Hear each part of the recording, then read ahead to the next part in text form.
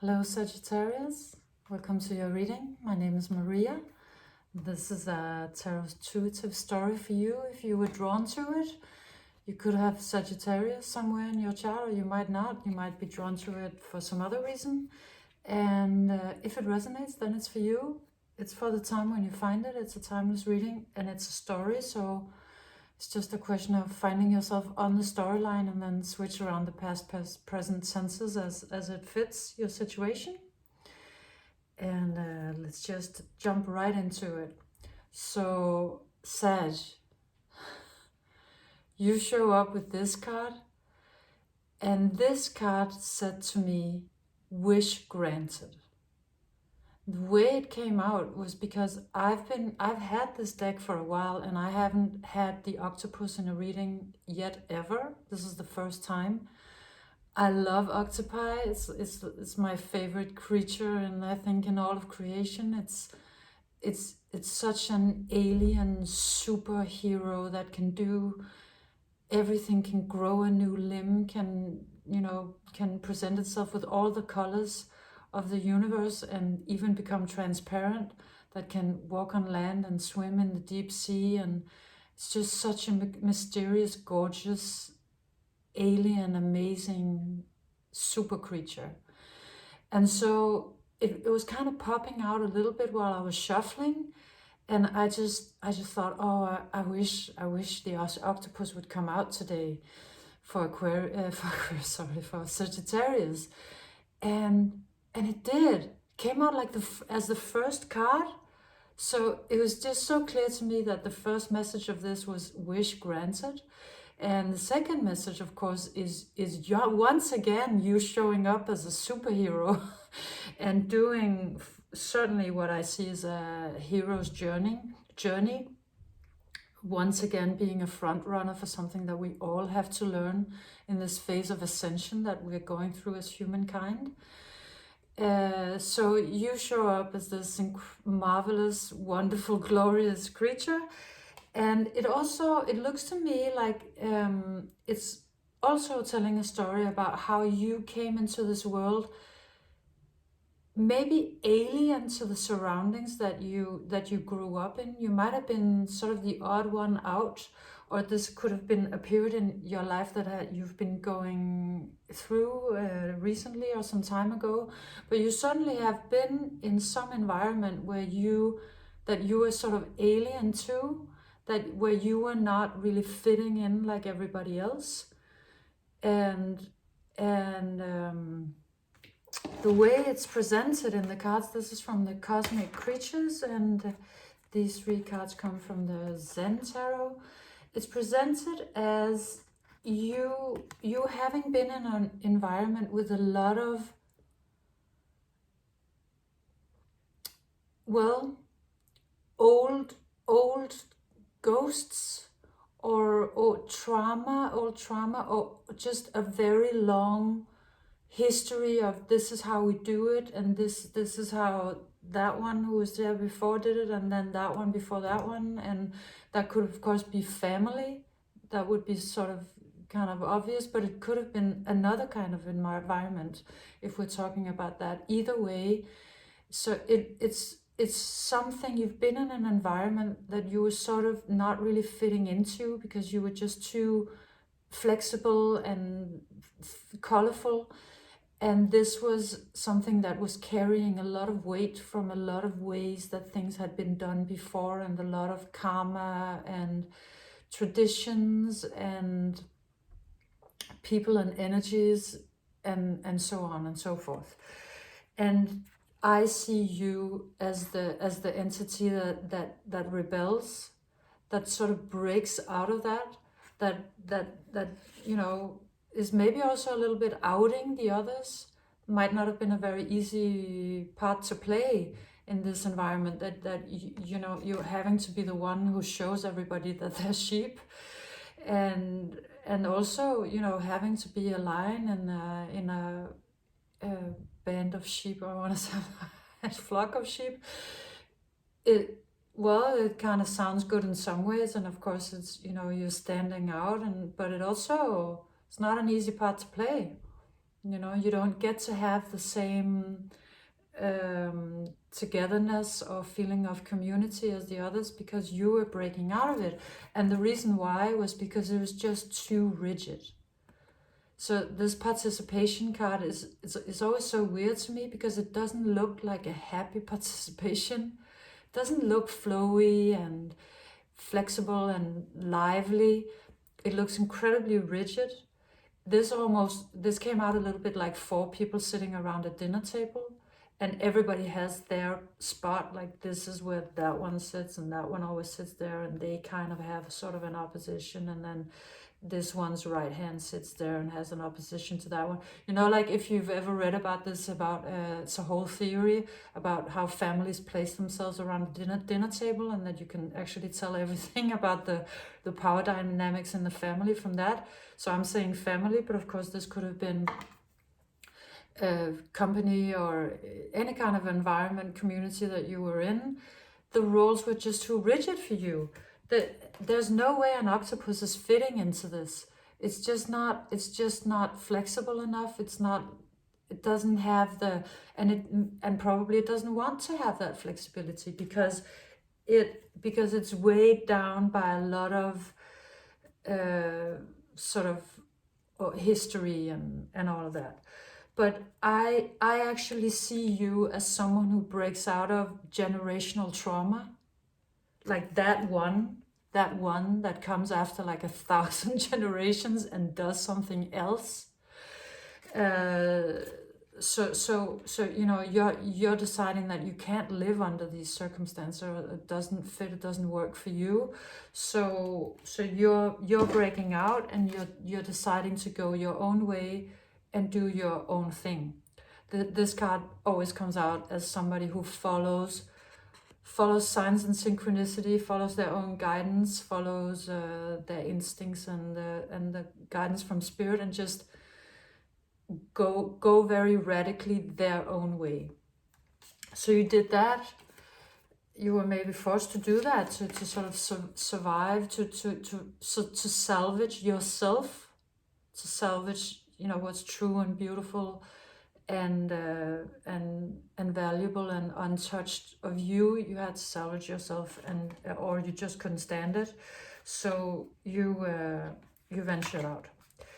And this could not have been easy because you became sort of the lone wolf, and you know, the wolf is supposed to have its pack. It's not supposed to be alone. So here you were howling at the moon, and maybe asking for another community, or asking some questions, as you would, being a Sagittarius.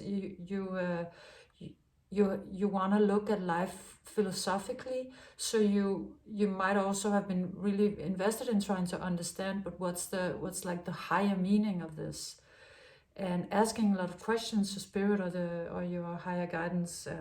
Either way, you kind of end up as a lonely wolf, but you do actually do some great things with it, because I see you traveling in one way or another, either traveling in the mind or traveling the world.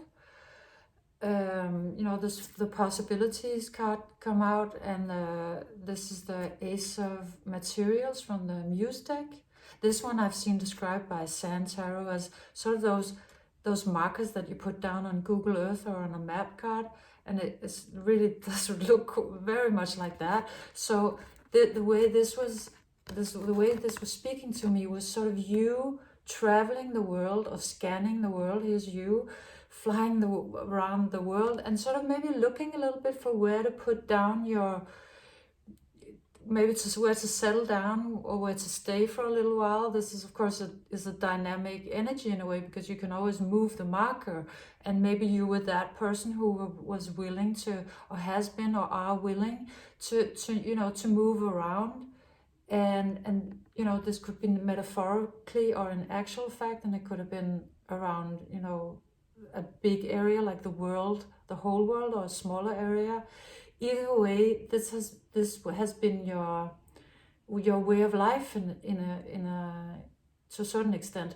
And it came out, this whole reading Also because it's very clearly a hero's journey, a mythological journey, and the hero's journey is always going from home out and then back home again. There's always like this, and this is very much about this. There's a lot of like home energy in this reading. It wants to talk about that, and home can be family, roots, love. It can be home to yourself. In many instances it will be that, or just anything you define as something where you belong. You might have been looking for belonging.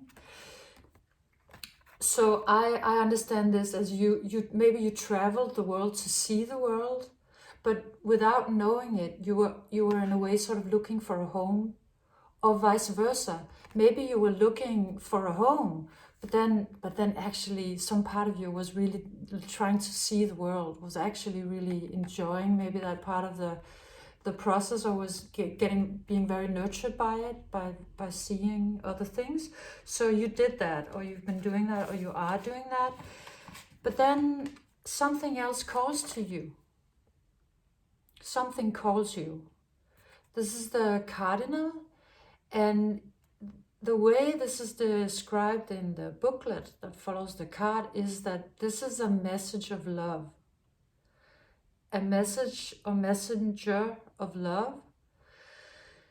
And you know, just like home, love can be many things. It can be actually whatever is dear to your heart.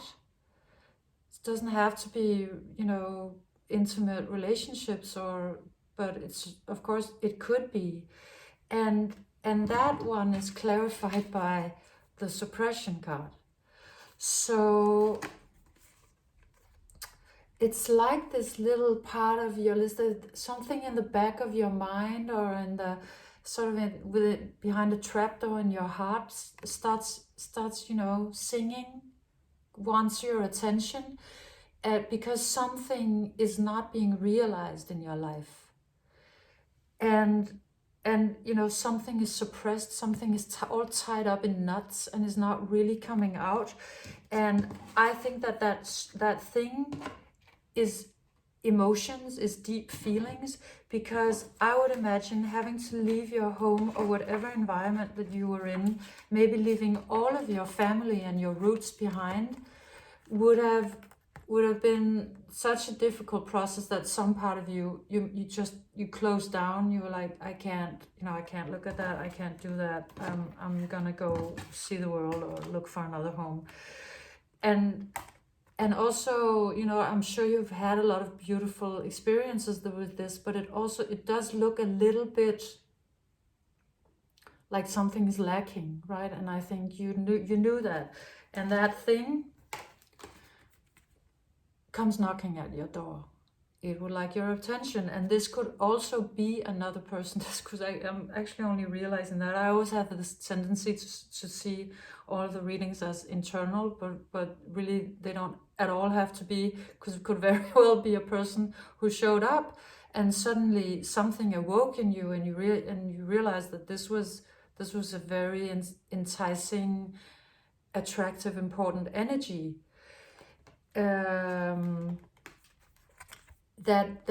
That then makes you aware that you may have closed the door on your emotions to a certain extent. So this comes out clarified by the Lovers, the Muse of Emotions, and the Ten of Voices, which is the Ten of Swords in other decks. So I see this one as sort of the bridge or the conversation, or you trying to sort of negotiate these energies. And here we have, you know, the most powerful love card in any tarot deck, the Lovers. And here we have the most difficult, nightmarish, sort of like a whole, almost like complete ego death, or some kind of very painful ending card. This could have been, for example, terrible heartbreak. And if you're someone who's had to leave your whole flock, your whole background, your home and all of your people and your family behind you, that would be like the most massive heartbreak anybody could experience. So so there's both the love, which is innate to you, it's innate to all of us, and it's like, I almost want to say, like, it's every Sagittarius has such a big heart, because it's like it's all of humanity, and that's inside of it. And so you have this big heart, and then you also have maybe this big painful heartbreak behind you, or some memory of a pain. And then here's you looking at them, you know, on a deep level of your subconsciousness, and sort of sort of, I see you here. We see two figures drinking something, right? And one, I feel like one is drinking nectar and the other is drinking poison. You could have come from a home that gave you that sort of nourishment. Half of it was toxic, the other half of it was love. And so that would have been a situation that would have left you scarred, and would probably make you want to not touch upon your feelings too much. And this part of the reading is again one of the things that made me realize that you're doing something that is what everybody needs to do. This is what humankind needs to go through. We all need to heal. We need to learn to figure out, you know, what is pain and unhealed stuff, and what is love, and start drinking from the right cup, so to say. So you have this could be unwillingness, but also maybe doubt as to, you know, am I able to know what is what? Do I know? Can I recognize love when I see it? Or will I end up like this? Or, you know, either way, love is not simple to you. Love is connected with pain. And so I see you stepping into an energy where you're willing to take on the challenge of trying to figure that out. You know, you're willing to look into yourself and try to find out, you know, well, okay, but what is this then? What are these emotions that would like to get in touch with me? And, you know, have I closed the door on something important? And then if yes, you know, trying to find it. So the owl is a nightly animal, so you could be going, or have been going, or through a dark night of the soul, you know, having to maybe remember some pain that that was associated with love. Excuse me. But you know, you're starting to get nearer to this energy nevertheless, because you decide that you do want to take that challenge to listen to it, and that is moving you into an incredible creational power.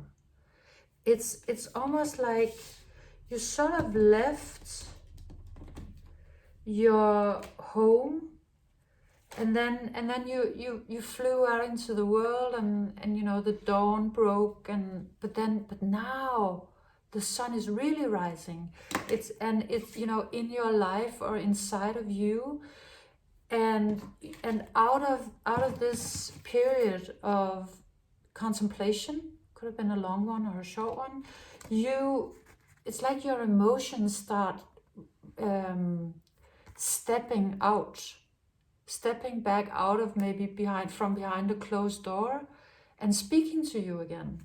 And now, of course, you're coming out with the queen of emotions, and we just had the muse of emotions, which is the king of emotions, right? With that other one. So we have a perfectly matched pair. We have a match here on the table, either, you know, an inner match or an outer match. But you sort of, you start listening to your emotions again. I actually think that is what it is. and that makes you realize that an immense amount of creational power is actually hidden in those emotions. It's like it's this secret that everybody, most people have forgotten, and we think that it's a powerful thing to not look at your emotions and not deal with your emotions and be numb to everything and giving zero fucks and all of that. But it's actually the worst thing you could ever do, because it's cutting you off from your creational power. So you're realizing that, you're finding that secret, and you're starting to, it's like, at first you're seeing all of this weird stuff, maybe rediscovering all of your weirdness, all of your beautiful, gorgeous octopus weirdness, because we're in the water again, right? And you are showing up as a watery creature. But then under that, you're kind of starting to find this deep humanity of your own, finding your feelings and all of this gorgeousness that's sort of stepping out of it. And so you're actually, even though it might have been a very difficult door to open, you're being incredibly empowered by it.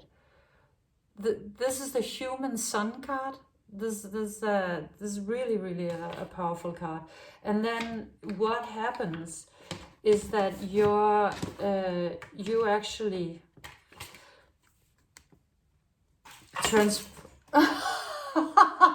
okay, that was kind of fun. That I have this sort of how great is that? It's kind of like it came out with the butterfly, like. So, I have these lights that hang over my window. They just fell down.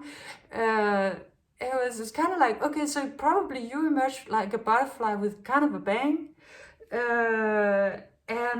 and with that, this is a transformed creature that is fearless.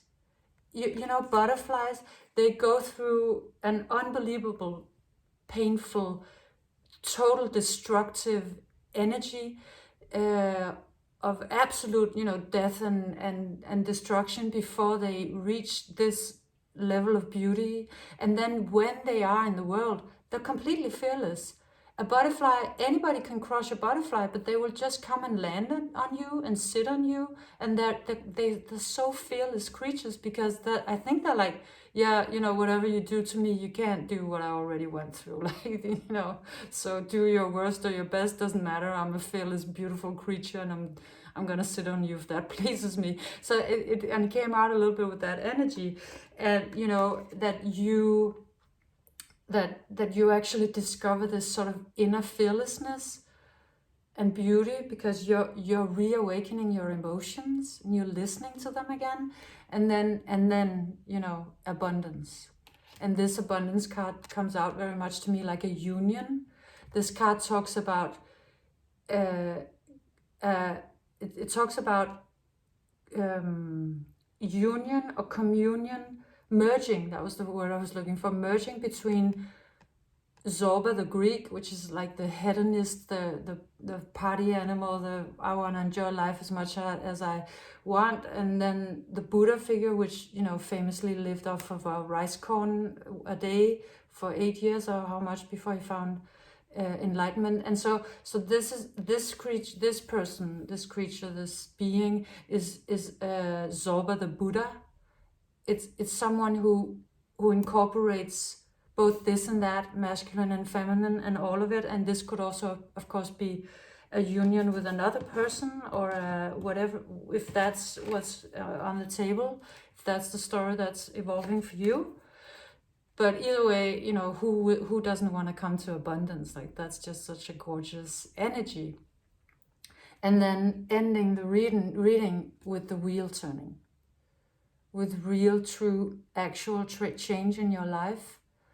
And how this came out to me is like, now you get to find a home. That home could be inside of you or outside of you or both.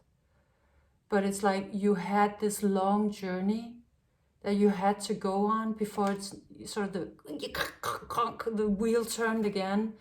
And and all of that was kind of you having to be on the outside and doing this whole hero's journey where you had to rediscover yourself and your emotions, and then now it turns, and you can get really actually whatever it is that you've been very, very deeply searching for and wishing for, I believe from this reading that it's somehow home, whatever home means to you, but it could be something else. But either way, we started out with wish granted,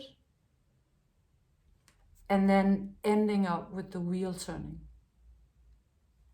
To me, meaning now you get your wish. Because you did the whole thing, and you opened the doors you needed to open, and you reestablished the things that needed to be reestablished. And so now you get your wish. Yeah. So this was your reading, Sag. I hope you enjoyed it. And if you did, please hit that like button and subscribe and come back again soon. Bye.